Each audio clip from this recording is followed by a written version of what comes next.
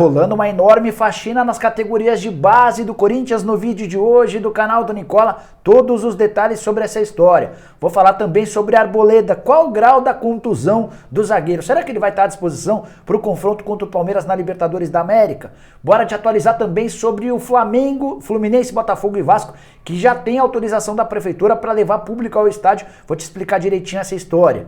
Tem jogo nessa quinta-feira entre Flamengo e ABC pela Copa do Brasil e o ABC vai faturar uma boa grana graças ao adversário extremamente famoso.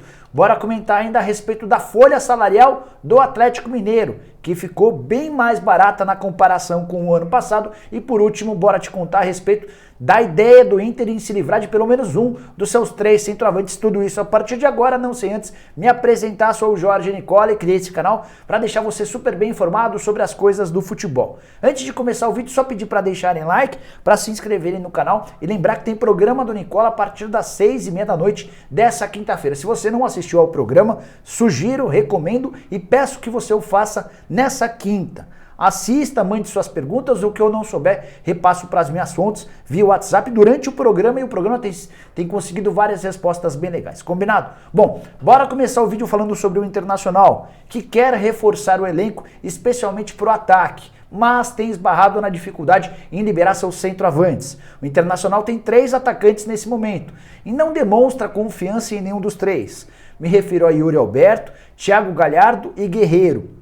O nome dos sonhos da diretoria e da comissão técnica do Inter é o Luiz Adriano do Palmeiras, mas fica inviável contratar o Luiz, levando em consideração que o Palmeiras quer uma compensação financeira e que o atacante alviverde ainda ganha R$1 milhão por mês. A solução para o Internacional é encontrar interessados em pelo menos um dos seus 3 atacantes.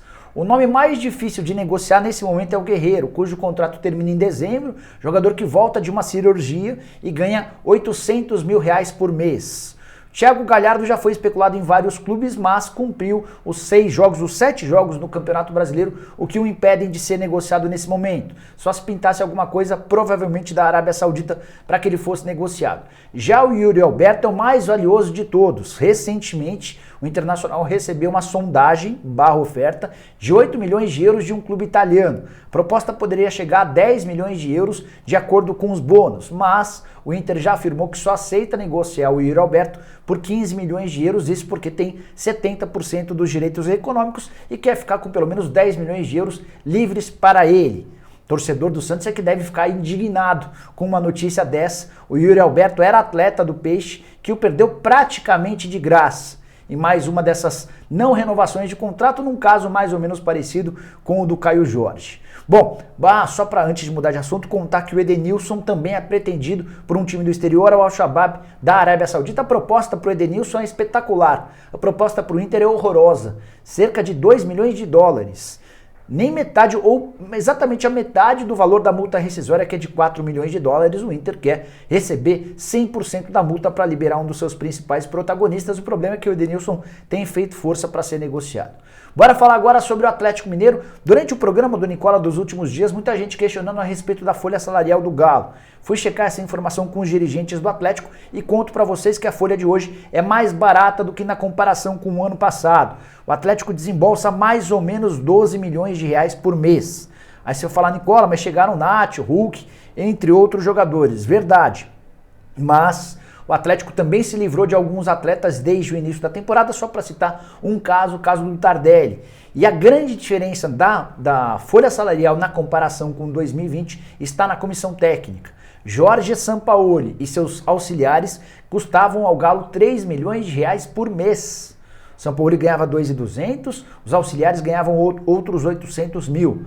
Já a comissão técnica, incluindo o Cuca, não custa nem 1 milhão de reais. Então, graças a essa economia, o Atlético conseguiu baixar um pouquinho sua folha salarial, que está sendo paga em dia. Informação que me foi confirmada por um dirigente importante do Galo. Ainda assim, o Atlético busca clubes interessados em alguns jogadores, de preferência atletas que não são titulares. Até por isso a possibilidade de vender o Marrone para a Dinamarca era super bem avaliada internamente. O grande problema é que o Marrone não parece tão disposto a jogar no futebol dinamarquês. Se não rolar com o Marrone, o Atlético pode ter de se desfazer de algum jogador mais importante, como por exemplo o Savarino, que não está nos planos da diretoria, mas há necessidade imediata de negociação de atletas para que o Atlético possa ter um fluxo de caixa um pouquinho mais confortável. Quero contar agora a respeito do Rio de Janeiro com uma novidade importante dessa quinta-feira. O prefeito Eduardo Paz divulgou um calendário de volta ao público, mais do que do estádio, né? De como é que vai funcionar a liberação das pessoas para voltar à vida normal. E isso inclui também, obviamente, a volta do torcedor ao estádio. A prefeitura liberou 50% do público, da capacidade de cada estádio, a partir de 2 de setembro. Então, se a gente imaginar o Maracanã, a partir do início do mês de setembro, cerca de 30 mil pessoas estarão possibilitadas, habilitadas a assistirem aos jogos no estádio. Público bastante interessante. É legal contar que a partir de 17 de outubro, aniversário desse que vos fala, 100% dos estádios no Rio de Janeiro, na cidade do Rio de Janeiro, estarão liberados para receber público. A única ressalva importante é que só vai entrar torcedor que tiver com as 2 vacinas comprovadas. Você vai ter que levar ao estádio a sua carteirinha de vacinação e comprovar que você já tomou as 2 doses da vacina, a menos que você tenha tomado a Janssen, que é a vacina em dose única. Essas exigências e esses prazos também são válidos, por exemplo, para casas de shows, festas em locais fechados, danceterias, entre outras coisas. No despacho do prefeito nessa quinta-feira também ficou combinado que a partir de 15 de novembro o uso das máscaras obrigatórios se dará apenas no transporte público e também em estabelecimentos de saúde, ou seja, se você estiver circulando na rua com as 2 doses da vacina já tomadas, você não precisará usar máscara. Achei curioso e talvez um pouquinho apressado, mas isso é uma responsabilidade do prefeito do Rio de Janeiro. E antes de mudar de assunto, só contar que o Flamengo fez ontem um pedido à prefeitura para que possa levar público ao estádio na partida de volta das quartas de final da Libertadores da América. Essa resposta ainda não foi dada, está sendo avaliada pela prefeitura, que prometeu uma resposta no máximo até essa sexta-feira. Se não rolar, o Flamengo provavelmente levará o jogo novamente para Brasília. A gente vai ter Flamengo e Olímpia, jogo marcado para o dia 18 de agosto. Quero falar sobre o confronto do Flamengo contra o ABC, marcado para a noite dessa quinta-feira, mas sob a ótica do ABC, clube de Natal que disputa a Série D do Campeonato Brasileiro e que aproveitou a oportunidade para fazer um dinheiro. O ABC conseguiu vender 4 marcas ou 4 espaços de patrocínio na sua camisa para contratos pontuais, justamente para esse jogo, e vai faturar cerca de R$100 mil somente com esses contratos. E o valor seria ainda maior se o planejamento inicial tivesse sido consolidado ou validado. A ideia é que Flamengo e ABC se enfrentassem com o jogo na Globo na quarta-feira.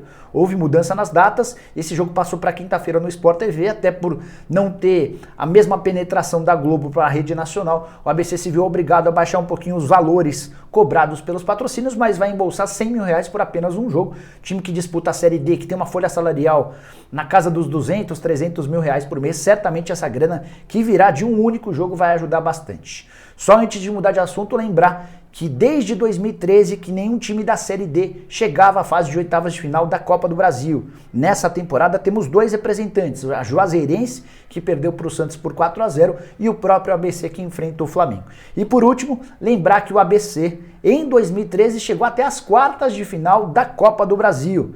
Ele passou uma fase em relação à fase atual, na oportunidade acabou eliminado pelo Cruzeiro, pelo gol marcado fora de casa, confronto bem equilibrado, 3-3 no placar agregado, mas o Cruzeiro marcou mais gols fora de casa e passou às semifinais. Quero te contar agora sobre a situação de Arboleda, que deixou o campo no jogo contra o Vasco na noite dessa quarta-feira, a vitória por 2-0 do São Paulo no Morumbi, jogo da Copa do Brasil. O Arboleda saiu mancando, saiu sentindo a coxa.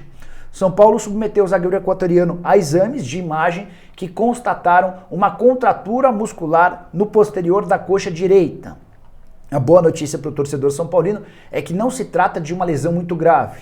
E há uma convicção dentro do clube de que o Arboleda estará apto para jogar a grande partida, a partida mais importante do semestre, marcada para 11 de agosto, confronto de ida da Libertadores da América, fase de quarta de final contra o Palmeiras. É possível até que o Arboleda volte antes. A preparação vai ser feita para que ele chegue a esse confronto contra o Palmeiras com 100% de condições. O Arboleda é titular absoluto de uma zaga que ainda conta com o Miranda e com o Léo. Foi substituído durante o jogo contra o Vasco pelo Bruno Alves, que não tem rendido da mesma maneira que o Arboleda. Só para completar, vale a lembrança de que o Luciano e o Éder também estão sendo preparados para estarem à disposição no confronto contra o Palmeiras. A volta deles deve acontecer antes do Arboleda. O Luciano até se previa que já pudesse estar à disposição, mas ele voltou a sentir o incômodo. O Luciano tem jogado muito pouco na atual temporada, tem convivido com uma série de lesões. São Paulo não vai apressar esse processo de recuperação para ter o Luciano, quando ele estiver à disposição, para ter o Luciano 100%. O Éder também está em fase final de recuperação, assim como o William.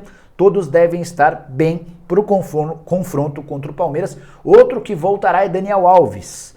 Ainda que a seleção brasileira chegue à final das Olimpíadas, a previsão é de que ele esteja à disposição para o jogo do dia 11. Bora fechar o vídeo falando sobre uma faxina gigante nas categorias de base do Corinthians, faxina promovida pelo Carlos Brasil, que é o novo diretor executivo de futebol da base. O Brasil já havia promovido algumas demissões e dispensas de diretores e treinadores de todas as categorias. E o Meu Timão revelou, Meu Timão é um site que cobre o Corinthians, revelou que 14 atletas das categorias sub-14 e sub-15 foram dispensados nos últimos dias. A alegação oficial do Corinthians é de que as duas categorias estavam muito inchadas e até dificultava nos treinos. Acontece que também no sub-17, no sub-20 e no sub-23 andaram existindo algumas dispensas nos últimos dias. Só para lembrar alguns casos: Lucas Pires, Antony, Gabriel Dias, Richard Santos, Júlio, Kaique e João Pedro. É natural que exista esse movimento, ainda que a alegação seja de que as categorias de base ou esses times estão com delegações inchadas. A ideia do Carlos Brasil é abrir mão dos atletas com quem ele imagina que não tem tanta qualidade, e a tendência é que o novo executivo de futebol da base traga uma série de reforços, indicados pela comissão técnica dele, enfim, por pessoas que o assessoram. Vai haver mais dispensas, especialmente no sub-17, no sub-20 e no sub-23 nos próximos dias. E o Brasil chegou ao Corinthians com carta branca para fazer o que bem entendesse. Recentemente, inclusive, ele acabou demitindo o treinador do sub-20 e essa demissão acabou gerando enorme ruído interno. Até porque o técnico do sub-20 tinha acabado de ser contratado um pouquinho antes da chegada do Carlos Brasil. Enfim, depois de todo o sucesso que fez nas categorias de base do Vasco, o Brasil chegou com plenos poderes e tem utilizado todo esse poder que ele tem à disposição para fazer as mudanças que enxerga como necessárias. Curtiu o vídeo? Não se esqueça de deixar like, de se inscrever no canal, use o espaço para comentários para dar sua opinião, vire membro do canal também, você passa a ter uma série de vantagens. E para completar, só lembrar, 6h30 da tarde, daqui a pouquinho, ou 6h30 da noite, como queiram, daqui a pouquinho tem programa do Nicola ao vivo para você mandar suas perguntas. Combinado? A gente se vê, tchau, tchau!